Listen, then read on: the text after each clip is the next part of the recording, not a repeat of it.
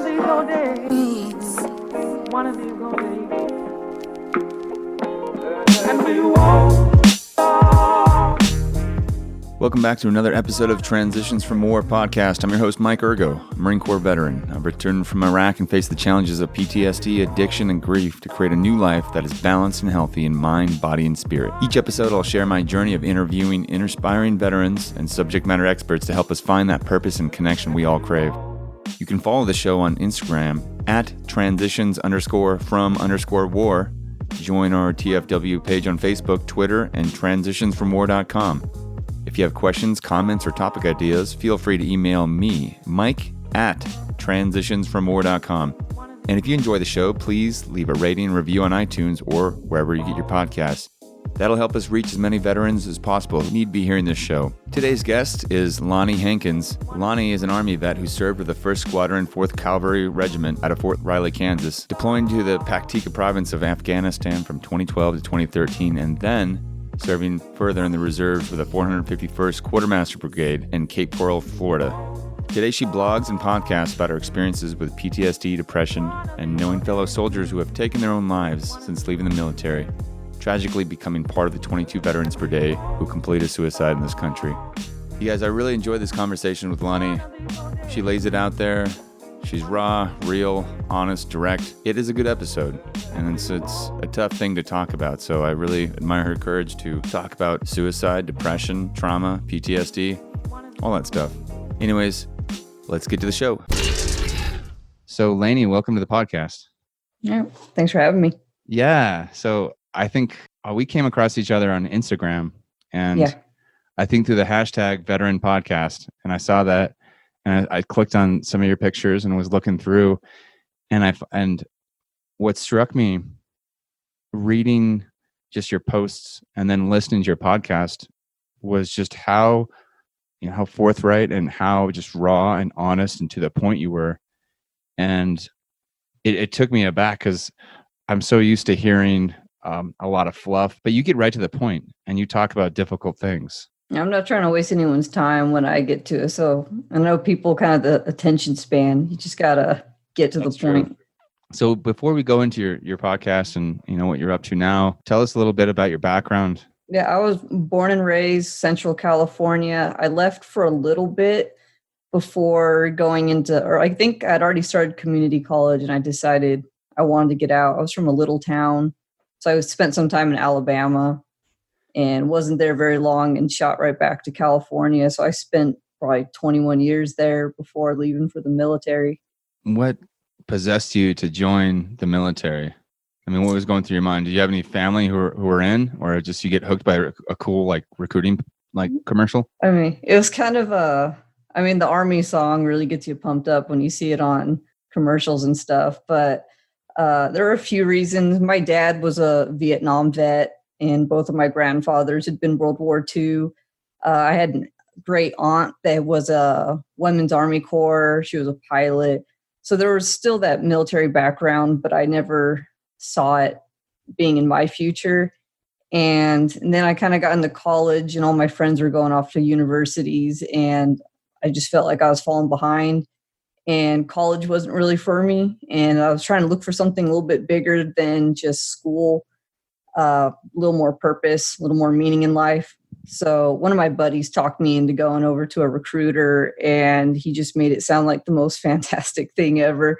They're good at that. They're good at selling, really. Yeah. Selling. So, I mean, there's definitely a lot of things I did not experience that he talked about, but it was enough to get me to just be like, I'll go for it. I don't got nothing to lose. Wait, so did he end up joining too?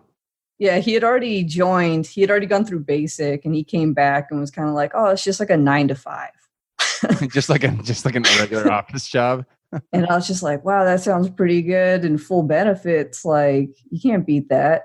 And so, and I was almost done with my associate's degree. I was in school for art, and I didn't really know how I was going to pay to go further than that. So I figured education benefits come with it. So I'll get something out of it. If I don't like it, I can go back to school at least. So I think the biggest thing was I really wanted to get out of my hometown and I really wanted to gain some independence and just kind of travel and just go somewhere. Feel like I was doing something with my life. Yeah, you just kind of felt stuck, and you wanted to discover, what you were about, and find Yeah. something out. So you go in, was it a big shock? Like, did it live up to your expectations, or were you holy shit, what did I get myself into? There was definitely that oh shit moment when you're going through like the initial getting put into your units and stuff, where they're just kind of doing the whole shark attack thing with you, where I was kind of like, wow, like I chose to do this. Like I chose Yeah. to put myself here. What was I thinking? But really quick, I really started to enjoy it because I'd always kind of been a loner, and how quickly people that don't know each other, different backgrounds from all over the place, how quickly you come together when you're sharing the same amount of suck.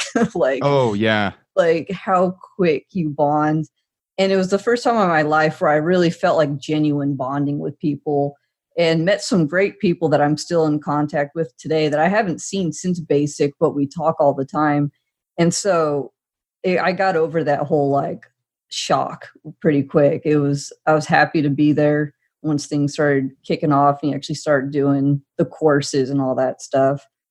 Yeah, I bet. I just remember like a few times just making eye contact with somebody like I would have never have met outside of the Marine Corps, and just we had that shared look of like, this sucks. You good? Yeah. Make it. I'll try. There's something, you're right, and that really bonding with someone so deeply in that shared suffering. Yeah. And then where were you stationed after you, or what did you do after you go to AIT?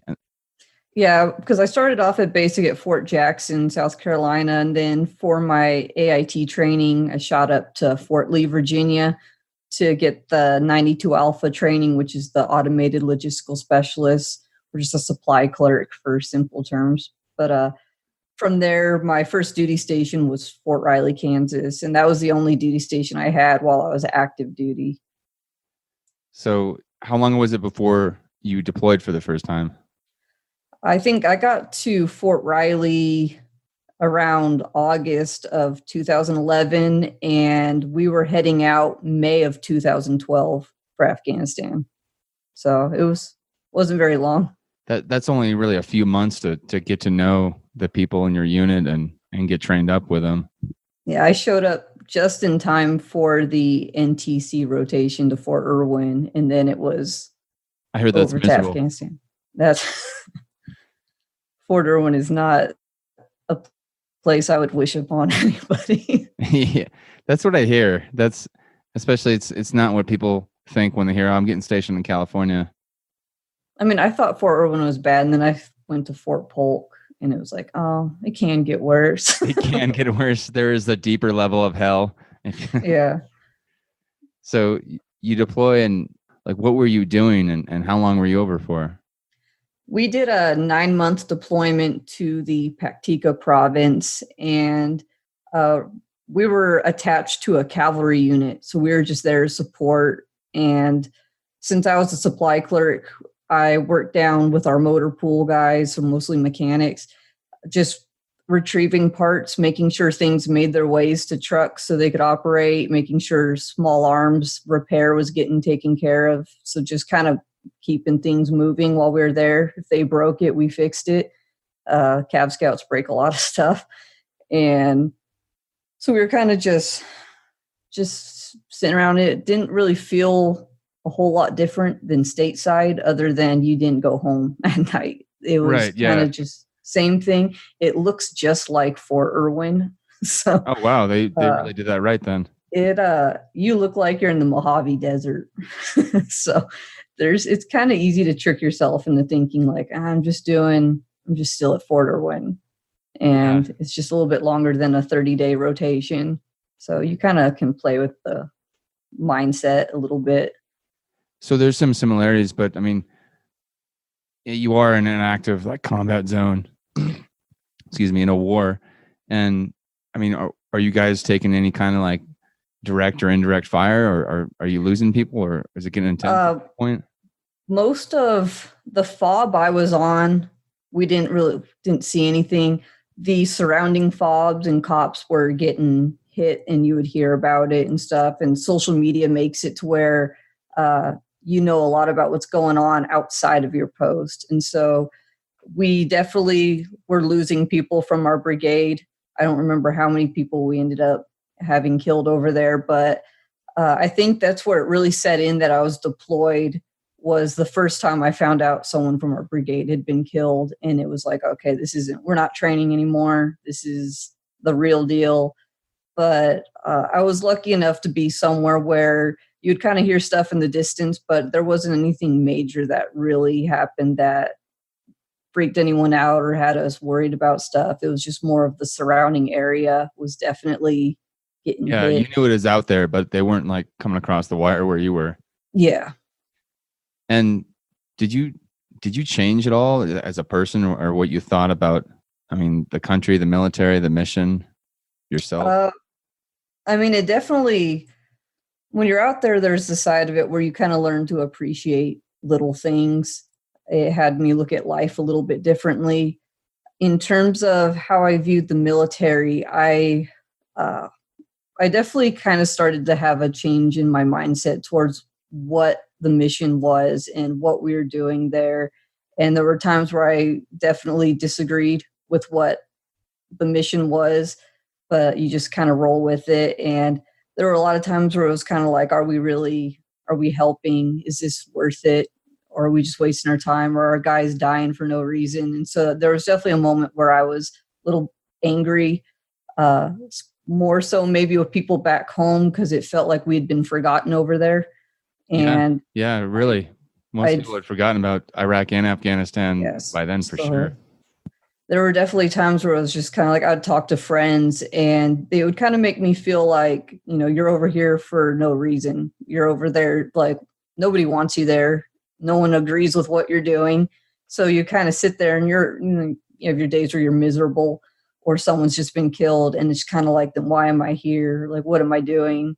And so I think I was frustrated a lot, probably hitting about halfway through the deployment, where it was just, you kind of start wearing down a little bit more. Yeah. And then, I mean, so at some point when you were in, you got married. Was that when you were active duty, or is that after? I got married while I was active duty. It was a couple months before I deployed. We ended up tying the knot. I did one of those private things you're not supposed to do. The whole yeah, exactly. You're in good company with like millions of people. I was the stereotypical private where you get married too soon and straight out of basic or whatever. So yeah, we ended up getting married just before I left. So that definitely did not help the deployment. So he was in a different unit than you then? He had been in the same Cav unit, but was getting out as I was deploying. And so he had done the Iraq deployment with my unit, and he was 11 Bravo. And so he was kind of just winding down his service while mine was getting started. And I think that's kind of where it made the deployment difficult, was that I assumed he would understand, having been on a deployment, doing that whole rotation, and didn't understand, didn't talk about stuff a whole lot. So yeah, that is interesting. I guess I've never talked to someone who's also married to someone who's deployed at different times. So what was he not understanding? Because that seems confusing. I think what it ended up being was he actually portrayed what I would learn to be later on. He was the guy. I mean, he's a male in the Army. He bottled stuff up. He didn't talk about things. I didn't know a lot about what he went through on his deployment, what he saw, what happened to him. And I just thought, he doesn't want to talk. And then over time I learned, like, that's kind of at least the Army way, maybe the military way, where you don't talk about what's bothering you. And so I wanted him to understand what I was going through, but I didn't understand that it could bother him with me being deployed, that it could be stirring up any emotions he had about it, any old memories. And so we were both kind of just quiet. We were two soldiers, so nobody wanted to talk about anything. And so it was kind of a quiet deployment. There wasn't a lot of communication going on. And I don't think he wanted to know about what was going on. And I was expecting him to just kind of get over his stuff so he could help me with mine without considering what he was going through. So there was a lot of just miscommunication. Oh man. And so at this point you're just in your early 20s, right? Mm-hmm. Yeah. So, I mean, Yeah. how does anyone really understand the complexities of combat stress, PTSD, depression, trauma, like any of this stuff?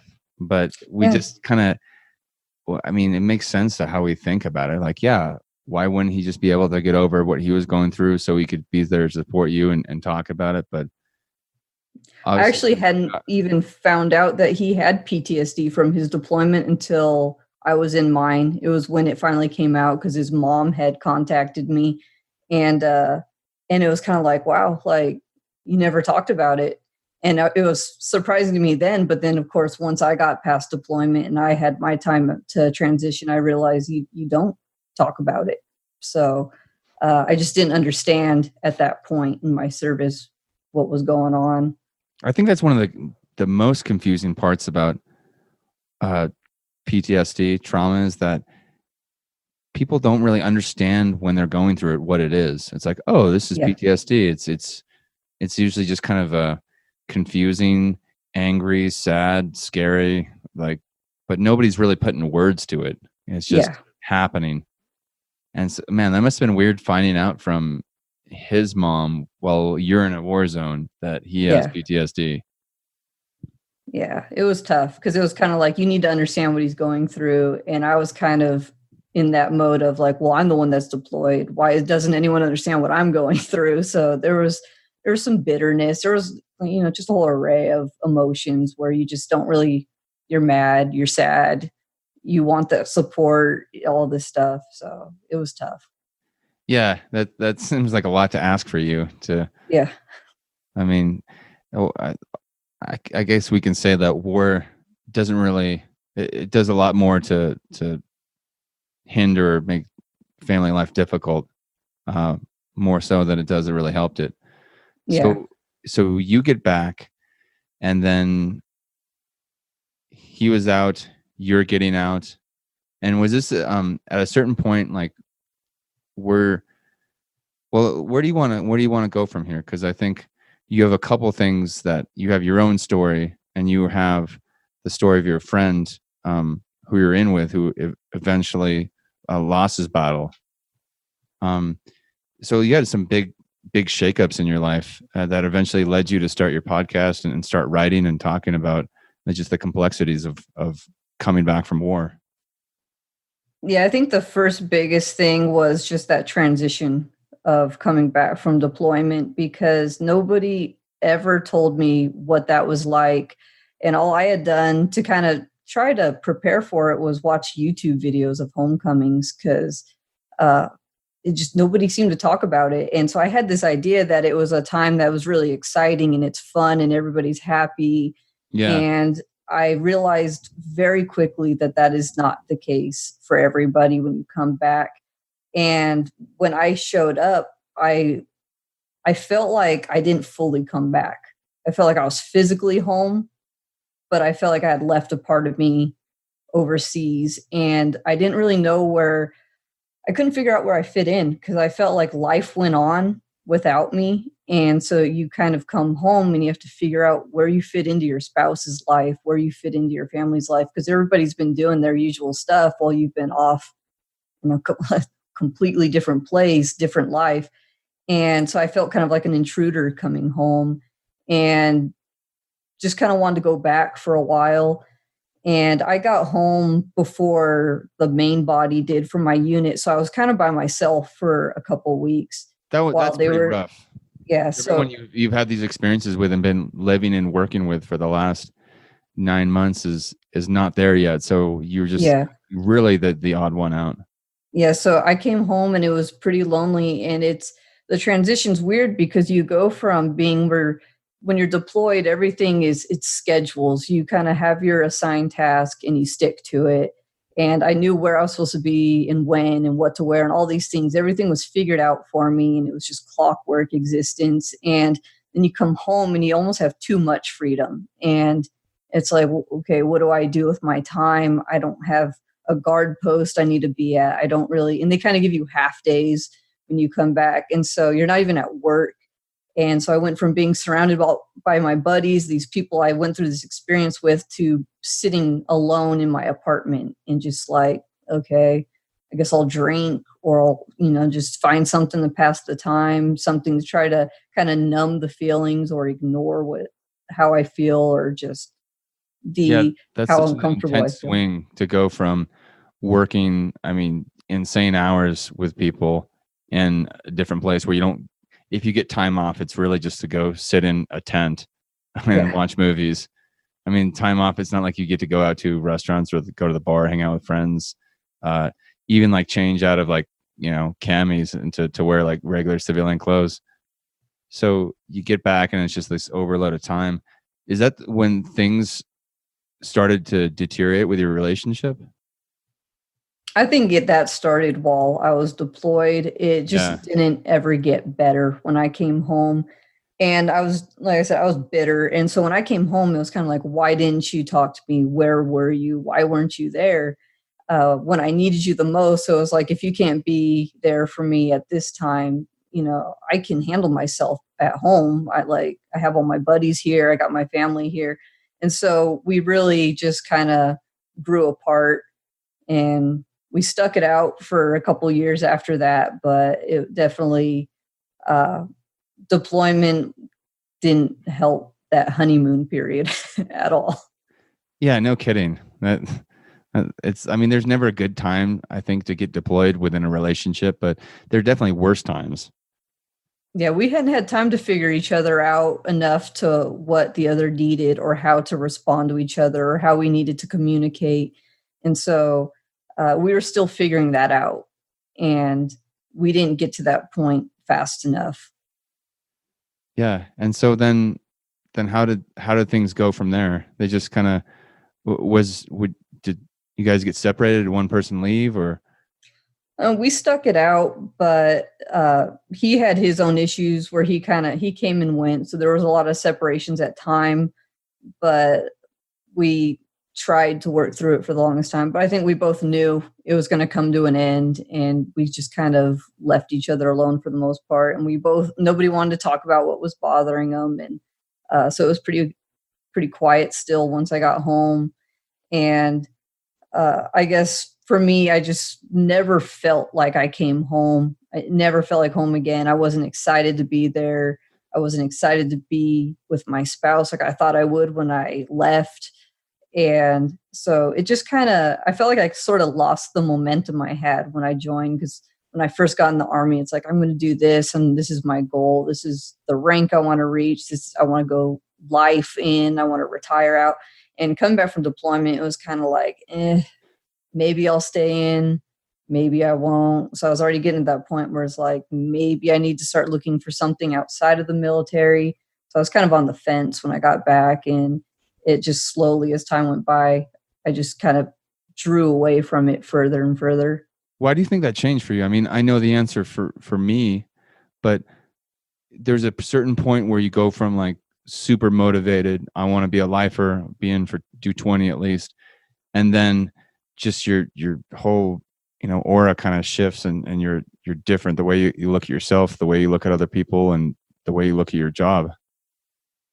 I think when I came back from deployment, because you learn to work with people over there, and you get this system going. And when we came back, we had a lot of people either PCS off to other units, or they got out. And so we had this whole new wave of people that came in kind of at one time that didn't deploy with us. A lot of them were new to the military, had never deployed. And it was kind of frustrating because they didn't understand really the big side of the mission or your duties, and they didn't take it seriously. And I kind of was at that point where I came back, and I was a little salty, and I just wanted people to be serious about stuff, and people weren't. And so I just felt like, I can't work around.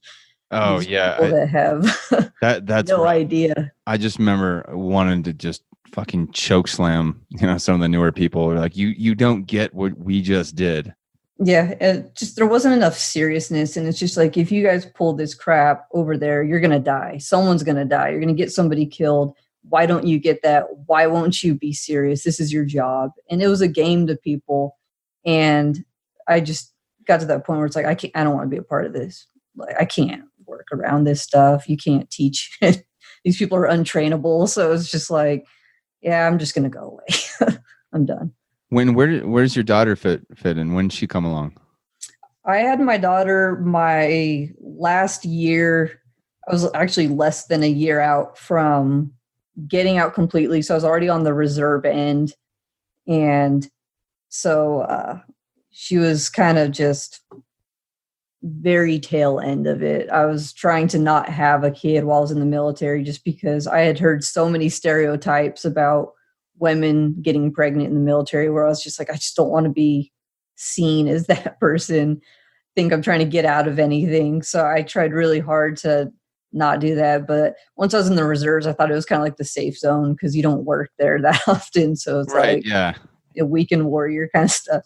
So it's just like, okay, like I'll start a family now that the active duty side's done. And I still kind of have some benefits and still kind of transitioning, but got some stuff figured out.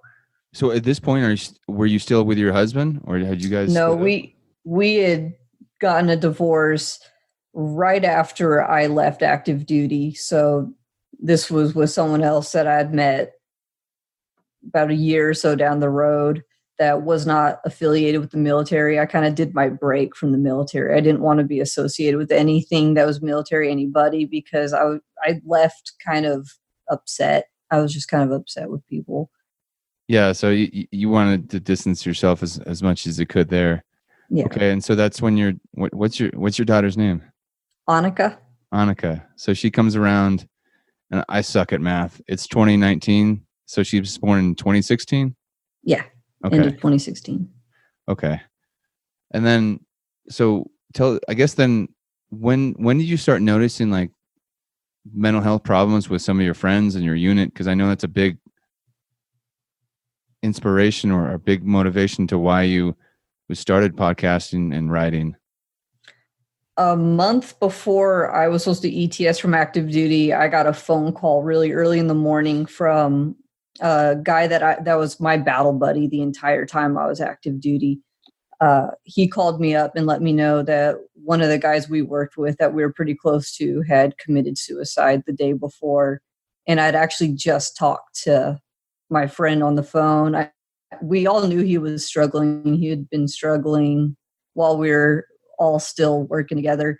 And that was the first major blow. It was the first person that I lost that meant something to me, that I had deployed with, that we had worked around each other a lot. And so it kind of spiraled out from there because it started making me worry because I was getting out and it was just like, man, what if I can't make it either? What if getting out is the wrong thing and I'm going to go down the same path as him? So I started really looking at the suicide end of the military after I lost him, but I wasn't really committed to starting something like a blog or a podcast yet at that point because I was got to be still in shock of what happened. It's like it really messes everything up. It took me a few years to understand he was gone. And part of that was because as I was leaving active duty, I had already started having my mental health issues. And so I was on meds and stuff like that. That just kind of made me numb. So I didn't process it till I got away from the medication, till I started feeling again. And within, I think it was a year or two I think it was 2 years almost to the anniversary of his death, another guy from our CAV unit committed suicide. And then a few months later, one of our female medics committed suicide. And then it started really dawning on me, like, this is a major issue because this isn't just the 22 a day thing. This is 3 people already from my unit that are gone within a 3 year times. So it was kind of just got me to that point where it's just like, so we need to do something. And I had already at that point gone through my transition enough to where I was starting to figure out stuff a little bit more. I'd already gone through the worst of it. And I was somebody that always kept journals. I kept journals through my deployment when I got out. So I had all this paperwork and I had all these feelings that were written down in the moment. And people started telling me, like, you got to do something with it. And I kept holding out because I didn't think people would listen to me. I didn't think I had the right. To, like, say anything? Who am I to, like, put myself out there and share? Yeah, because it was like I'm not a hero. I'm not a Purple Heart recipient. I don't have any war stories really. I'm a woman. I'm a supply clerk. Just fall into the Pogue category. Like I was all these things, and it's like no one's gonna take me serious. And I finally decided to go for it when I was working on my master's degree in college. And part of the capstone was just talking about organizational issues, and you could pick whatever organization you wanted. And I went after the Department of Veterans Affairs. And my teacher read my paperwork and was just like, "You're a really good writer. This is great." Like, I had no idea that suicide was this kind of an issue in the military community. I didn't know PTSD was this stuff. And then it really dawned on me, like, people just don't know. Like, there's people that just have no idea what's going on. And that's what really started giving me that passion to be like, we got to like bridge the communication gap, not just between veterans in the military community, but civilians in the military community. Because there's just some people that have no idea how bad it is for people to transition and kind of figure out life after military. Yeah, that's a good point. So I'm curious, how did the people in your unit take it when, somebody completes a suicide, they take their own life? I mean, there's all kinds of different beliefs upon like what that means or why you did that or different feelings or reactions towards it. But what were people saying and to understand what had happened? I think you kind of get two different sides. You get the people that are in shock. You get the whole like, how did we miss this? How did nobody know? And then there's that side where everybody wants to be tough, and it's just like, well, that's just the weak taking itself out. And so you get this. It was just really mixed emotions. There's people that are mad about it, but it seemed like the big thing was people are just kind of like, a soldier wouldn't give up. Like it always came down to like, you weren't man enough. You weren't this enough. Or just people that are just in disbelief. I don't think people actually believe it's a big issue until it's somebody And when it happens, it's just kind of like, well, if you guys need to go talk to the chaplain, he's available. Or let's go sit and do some death by PowerPoint and talk about suicide. And so there's not a lot of meaning given to it. There's not a lot of emotion put into it. It's almost like it's kind of stifled a little bit. So you don't really learn how to react to it. Yeah, so it just kind of pretends. So people are just on a PowerPoint that you shouldn't take your own life. This is what to do if you need to talk to somebody. But it sounds like it's just very clinical, very dry.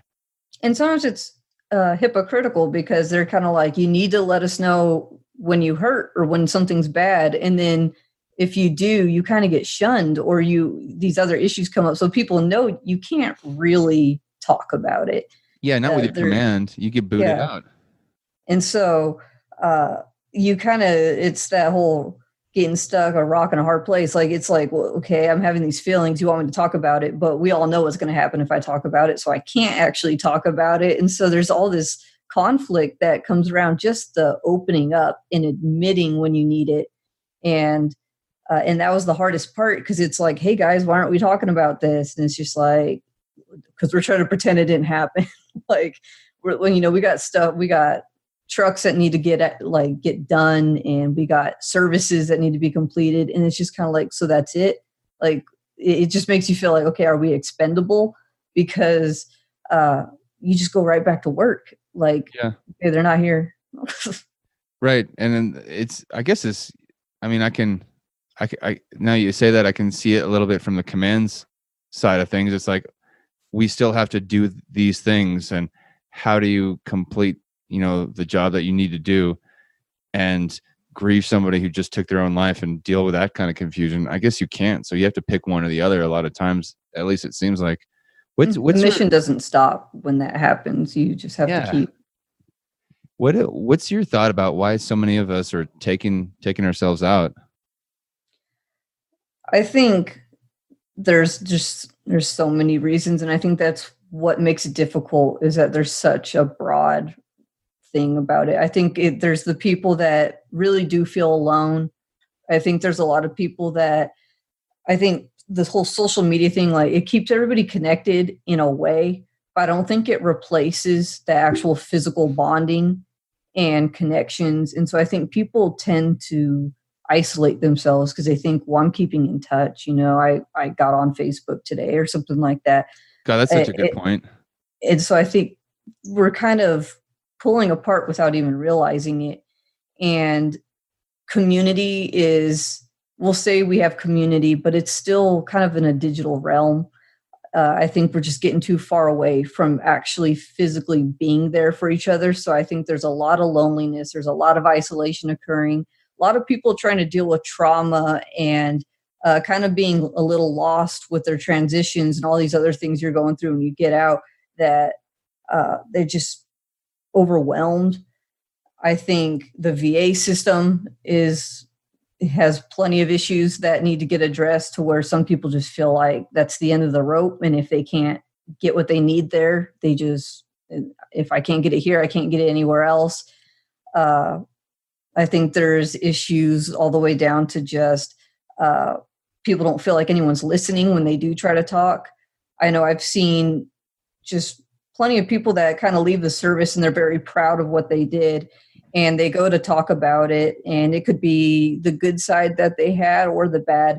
And people are kind of like, well, what rank were you when you got out? Or where did you actually deploy? Did you deploy? And people start looking at these details that are kind of irrelevant and ignoring the person's story. Like, it kind of makes you feel like nobody actually gives a damn about my service. Right. You're totally missing everything I just said, because we're having we're just talking past each other. Mm-hmm. And I've noticed that veterans do that to each other sometimes, where it's kind of like, I'll help you if I feel like your trauma is legit, if the pain you're feeling is, if you can prove it to me. And I think people get really tired and burned out on always trying to prove how bad they feel, instead of people just letting them get it out. Like, you spend so much energy just trying to convince people. Oh my God. Yeah. Yeah. You're right. There's this weird kind of hierarchy or a pecking order of like, oh, that person's the most fucked up. And because they lost this many people in their unit, or they went to deploy to this place, or they shot this many. And then it's all just this made up way we do this. And we don't realize that people are hurting and they want to connect. One thing I wanted to touch on too, that you said so well, was just the idea that social media gives us this veneer that we're connected, because we'll put a picture up and someone else will comment on it, or we'll look at pictures of people we care about on there doing things. But that's just, it's kind of like what we want to put out there for people to see, and no one's gonna like put the picture out of like a sink full of dishes or them yelling at their dog, or that kind of shit. It's just like, here's me at the beach, and it's just another way to fake it through, to show like, I'm okay, like everything's good when everything's not. Right. And that's just the reality of what we do with social media. Yeah. But then I think that the weird thing comes when the more I learn about, the brain and people. I mean, most of our communication is through body language, and the subtle little things we see with facial expressions and posture and the tone and cadence and all the different things, parts of our voice, and like the actual words or the text of those words is, I don't know, maybe 5% or less of the actual idea communicated. So if you're not sitting around making eye contact with people and seeing what they're saying through their actions, through the way they're conveying it, then you're not really getting any of it. Because I mean, anyone can relate to, like, you send a text and it could be joking and somebody doesn't know that you're sending it sarcastically. It's just a poor way of communication.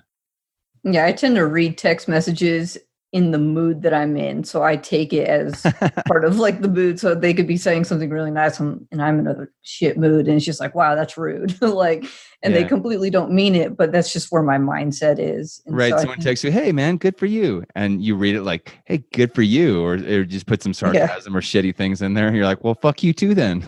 yeah. So yeah, I think we definitely lean too heavily on this idea that, well, I know where you're at, and we do these buddy checks.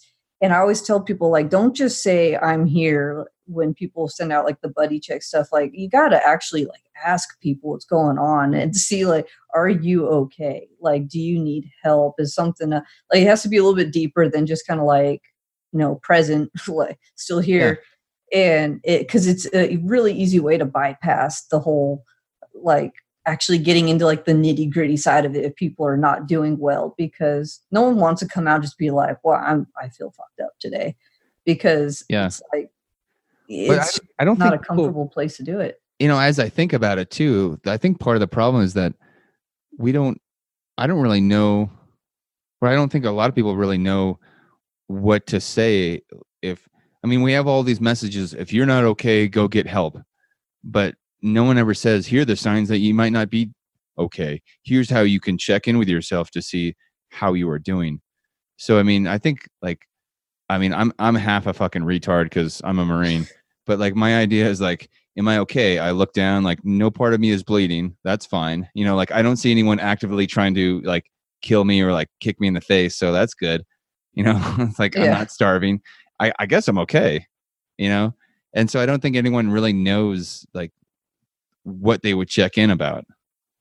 Yeah, and I think we kind of get this idea. I see a lot of stuff get posted where it's like, be thankful today if you got clothes on your back, you got food on the table and a roof over your head. And it's like, I'm thankful for that, but I'm also struggling underneath that roof that's over my Yeah. head and struggling through my day. And so it's like, I'm thankful, but it's like, if that's supposed to be everything I'm happy about, there's so much more than that.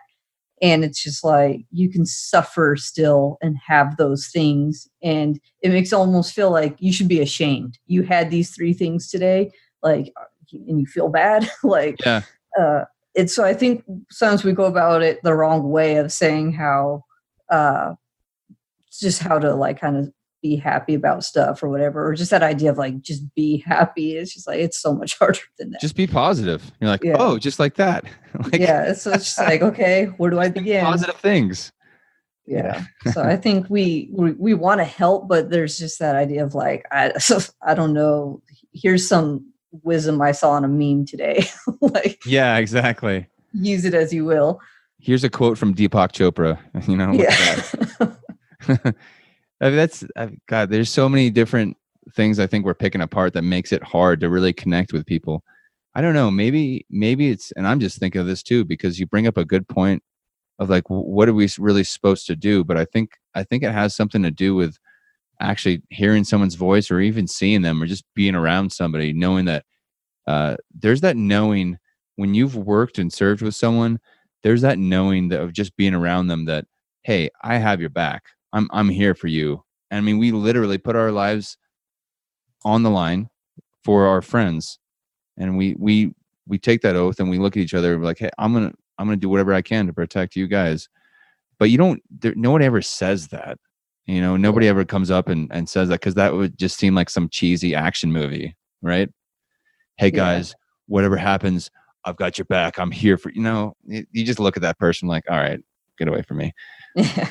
But we say it through our actions and our posture and our meaning. So I don't know. Maybe that's part of it, is just simply being around people who you can trust. Yeah, I think that's the big thing with what veteran organizations are doing now, is just that getting people out and getting them together, getting them to just go on walks or simple things. Like, you don't need all this stuff. It's just get together, just bond, do what you did when you were in the service. Right. We don't have to necessarily tell war stories. We don't have to like do anything that involves, I don't know, a ceremony or saluting a flag or some shit. It could be, you're right, simply going on a walk or having a picnic or playing like kickball or something. I think there's just that idea of being around like-minded people, or just people that would understand or they're not going to judge you because you come from something similar. I've had issues with, like when I went back to school for the first time, when I first got out, it was, I was probably 26, 27, sitting in a room with 18-year-olds at the community college and just kind of listening to the problems they had in life. And it's just like, these people probably think I'm the devil because I've been over in the Middle East and they see kind of the political ends of things. And just knowing that I'm a veteran, they seem uncomfortable by my presence, and we're not even talking. We're not even doing anything next to each other, but they just like, there's that disconnect. And so when I've hung out with veterans, even if we're not talking about anything from the service, it's just that idea of knowing like, you're not freaked out by me. You're not going to judge me. You don't have these preconceived ideas about what I've done or who I am. And you might, but it's kind of like we can kind of hash it out a little bit easier without getting all crazy about, what the military is or trying to explain what you actually do. Because everybody has this Hollywood idea of what you do in the military. And I know people, like when you mention things like PTSD, people are uncomfortable by it and don't realize kind of how it's different for people, and there's different levels of it and severity. And there's just so much it's easier to be around other vets. It's just people would know if you did talk about it. Yeah, that's a good point. It's a lot easier because there's just that eye contact. There's a lot said there without any words.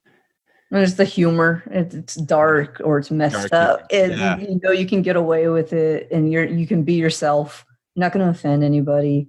Exactly. I mean, you look at each other and be like, yeah, we've both, at different times been inside like a 200 something degree porta potty, just pretending those chemicals that we smell aren't soaking into our skin. Yeah. So tell us about your podcast and tell us about the name and what it's all about.